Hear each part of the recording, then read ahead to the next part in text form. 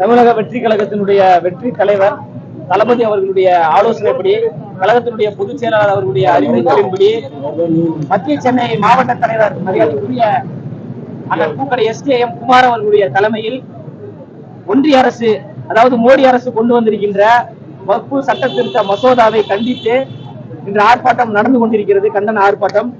இந்த சட்ட மசோதா என்பது முழுக்க முழுக்க இஸ்லாமியர்களுக்கு எதிராக இருக்கிறது. குறிப்பாக இந்தியாவினுடைய அரசமைப்பு சட்டத்திற்கு எதிராக இருக்கிறது. தேசிய ஒருமைப்பாட்டை சிதைக்கக்கூடிய வகையில் இந்த சட்ட திருத்த மசோதா அமைந்திருக்கிறது. எனவே ஒன்றிய அரசு இந்த சட்ட திருத்த மசோதாவை உடனடியாக திரும்ப பெற வேண்டும்.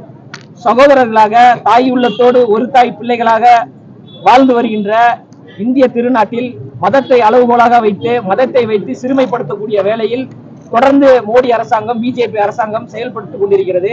அதனுடைய ஒரு வெளிப்பாடாகத்தான் இந்த வக்ஃபு சட்ட திருத்த மசோதா என்பது. அதாவது இந்தியா முழுவதும் அந்தந்த மதத்தை சார்ந்த, அந்த மதத்தின் சொத்துக்களை அந்த மதத்தை சார்ந்தவர்கள் தான் பராமரிக்கிறார்கள். அதுதான் சட்டத்திலும் இருக்கிறது.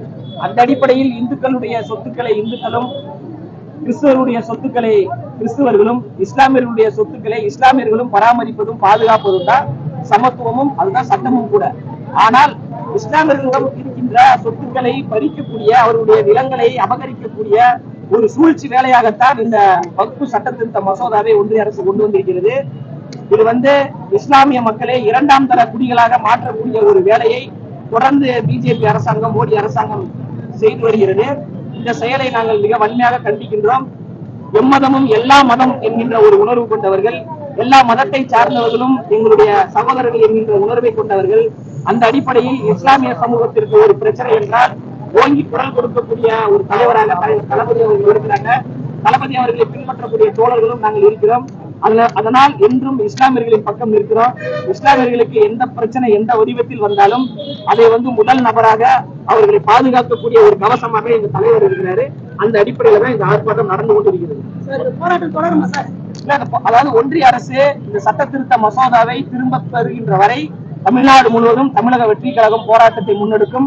முற்போக்கு சிந்தனையாளர்களும், ஜனநாயக சக்திகளும், இந்தியாவை நேசிக்கக்கூடிய, சமத்துவத்தை நேசிக்கக்கூடிய, ஜனநாயகத்தை நேசிக்கக்கூடியவர்கள் எல்லோரும் அணிதிரண்டு இந்தியா முழுமைக்கும் மிகப்பெரிய ஒரு மக்கள் திரள் போராட்டத்தை முன்னெடுக்க வேண்டும். புரட்சி என்பது தானாக உருவாகாது, புரட்சியை நாம் தான் உருவாக்க வேண்டும். அந்த அடிப்படையில் முதல் புள்ளியாக எங்கள் தலைவர் அவர்கள் புரட்சியை தொடங்கியிருக்கிறார் தமிழ்நாட்டு மண்ணில் இருந்து. இது இந்தியா முழுமைக்கும் மிகப்பெரிய ஒரு புரட்சியை ஏற்படுத்தி சட்ட திருத்த மசோதாவை மோடி அவர்களே, பிஜேபி அவர்களே தானாக திரும்ப பெறக்கூடிய ஒரு சூழலை மக்கள் உருவாக்குவார்கள்.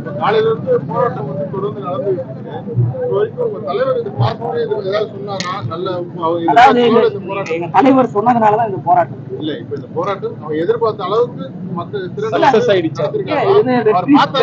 வெற்றி தோல்வி என்பதை விட ஒரு போராட்டம் என்பது அந்த போராட்டத்தினுடைய கோரிக்கைகளை, கொள்கைகளை மக்களிடம் கடத்துவது.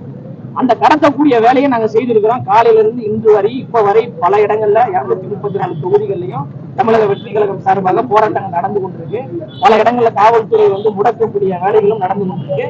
மக்களுக்கு கடத்தக்கூடியதான சமூக பணியா. அந்த அடிப்படையில் இந்த வக்ஃபு சட்ட திருத்தத்தால் இஸ்லாமியர்கள் எவ்வளவு தூரம் பாதிக்கப்படுகிறார்கள், ஒன்றிய அரசு தன்னிடம் அதிகாரம் இருக்கிறது என்பதற்காக அதிகார வரம்பை மீறி இந்தியாவினுடைய அரசியலமைப்பு சட்டத்தையே கேள்விக்குள்ளாக்கக்கூடிய சூழலை உருவாக்கி இருக்கிறாங்க.